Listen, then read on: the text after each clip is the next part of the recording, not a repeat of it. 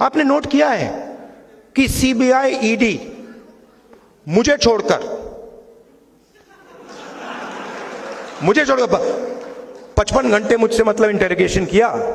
मैं 2-3 साल बाद आपको बताऊंगा उस डिस्कशन में क्या हुआ।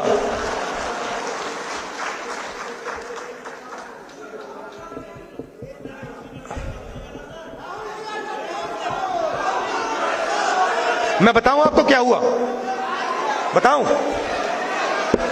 मैंने ईडी के अफसर से बोला, ईडी के अफसर मुझे इंटरोगेट कर रहे थे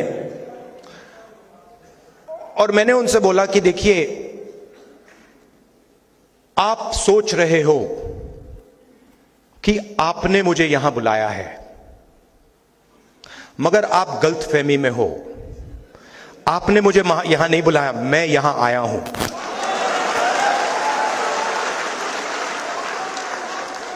और आप जानते हो मैं यहां क्यों आया हूं? कहते हैं नहीं, मैं यहां इसलिए आया हूं क्योंकि मैं देखना चाहता हूं हिंदुस्तान के लोकतंत्र की हत्या कौन लोग कर रहे हैं।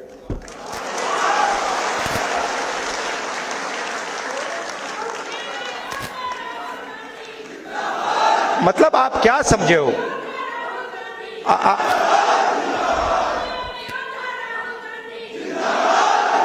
मैं वहां पे इंटरोगेशन हो रहा था, वहां पे एक सेल पड़ा हुआ था, वो लॉकअप होता है, वो इंटरोगेट कर रहा है मुझे। मैं सोच रहा हूं यार, मेरे परदादा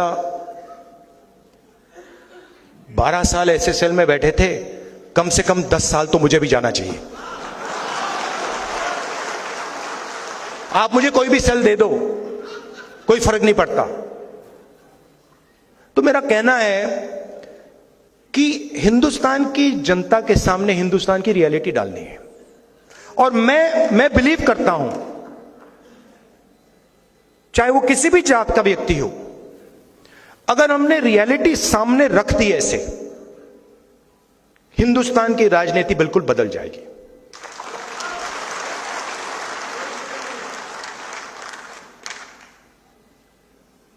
और उसको बदलना ही होगा, क्योंकि 90% को आप चुप नहीं रख सकते, 90% की शक्ति को आप कंट्रोल नहीं कर सकते, कुछ भी कर लो। नहीं, ये बहुत सारे लोगों में, आप में भी है। और राजनीति में ना, मेरा एक्सपीरियंस बताता हूं आपको। एक होता है जो सुबह उठता है, कहता है भैया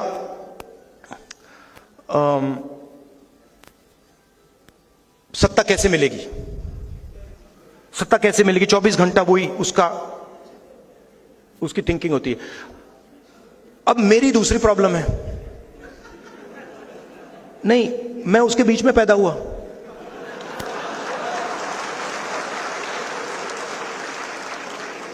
अब अजीब सी बात है, मुझे उसमें इंटरेस्ट ही नहीं है।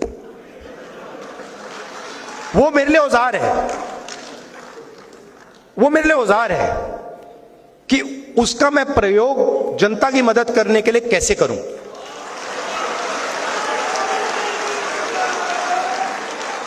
वो मेरे लिए मतलब ड्रग नहीं है, नशा नहीं है। मैंने अपनी दादी की लाश देखी है, पिता की लाश देखी है। तो एक पॉलिटिकल व्यक्ति के अंदर एक पॉलिटिकल क्रिस्टलाइजेशन होता है। बहुत सारे लोगों के अंदर पॉलिटिकल क्रिस्टलाइजेशन कभी होता ही नहीं है। पूरी जिंदगी निकल जाती है, सुबह उठते हैं, किसी को काटते हैं, किसी को डराते हैं, किसी से लड़ते हैं, कोई सूट पहन लेता है, कोई मतलब अलग अलग वीडियो बनाते हैं, तो उनको तो छोड़ दो।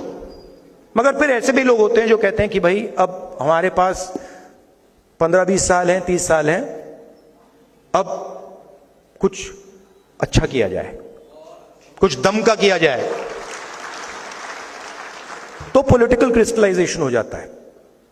एक बार पॉलिटिकल क्रिस्टलाइजेशन हो जाता है तो फिर क्लैरिटी आ जाती है कि मुझे ये करना है और कुछ नहीं करना।